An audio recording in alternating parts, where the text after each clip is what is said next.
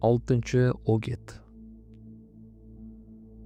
Olamda har neki bor bo'lsa ishon. Tarbiya ko'rmoqqa muhtoj begumon. Ustozsiz har yo'lga yo'rg'alar inson, johillik tig'ida to'g'ralar inson. Sharh. Bog'dagi daraxtni bog'bon butaydi va daraxt meva beradi. Mushuk ham bolasiga ko'rsatib sichqon tutadi va bu o'rnak hosilini tezda ko'radi.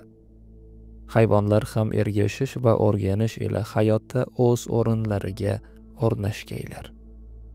Inson qanday qilib ustozsiz kamol topgay? Ustozdan tarbiyat va iltifot bo'lmasa, shogirddagi aql o'sarmidi? Har qanday sohada ustoz zarur. Ustozsiz hech ishning imkoni yo'qdir. O'g'riga ham, to'g'riga ham, shohga ham, gadoga ham ustoz lozim. Temirchi ham, ko'mirchi ham, dehqon ham, bog'bon ham, tabib ham, hakim ham, aqli qalam u aqli ilm ham ustozga muhtojdir. Jangchiga jangni ustoz o'rgatadi. Oshpazga oshni, qassobga so'yishni, hisobchiga hisobni, mo'minga gunoh u savobni ustoz o'rgatadi. Hatton xayolparast shoirga ustoz kerak. Ustoz ko'rmasa shoir zoti xudparastga aylanib ketadi.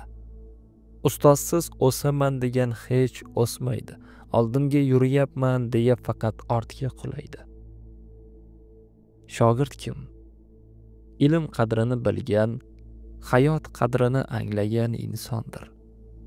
Shogirdlikni uddalagan hayotda hamma narsani uddalaydi.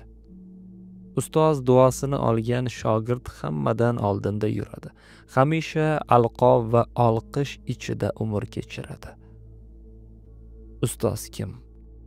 So'zini yashab ko'rsatadigan, ilmini hayoti uchun dastur qilgan odamdir. So'ziga qarshi borgan ustoz emasdir. Uni oriflar aslo ustoz demasdir.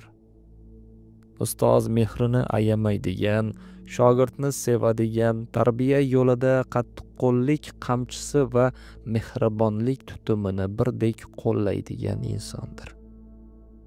U shogirdni aslo o'z maqsadida foydalanmaydi. Shogirddan xizmat ta'ma qilmaydi.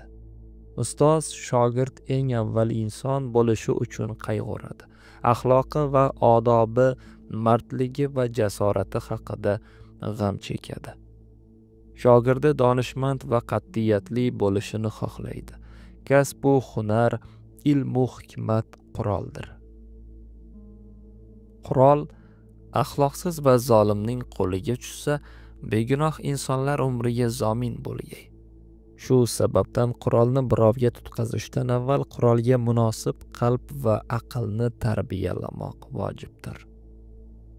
Ustozsiz odam har yo'lga bosh tiqadi va oxiri umr xazinasini sovurib, dastmoyasiz qoladi. Uni jaholat pichog'i qiymalaydi. Shayton umidsizlik qozonida qovuradi. O'lim esa kulini ko'kka sovuradi. Do'stim, ustoz tutishdan avval uni obdon tekshir. Qalbing va aqling rozi bo'lsa, uning etagini ushla. Unga adabsizlik qilma, qarshi borma. Umrbod uni qo'yib yuborma. Xiyonat qilma, haqqiga duoda bo'l. Xizmatidan og'rinma, xatosini yashirib, yaxshisini oshirib yasha. Ziyoratini kanda qilma. Shunda baraka topasan.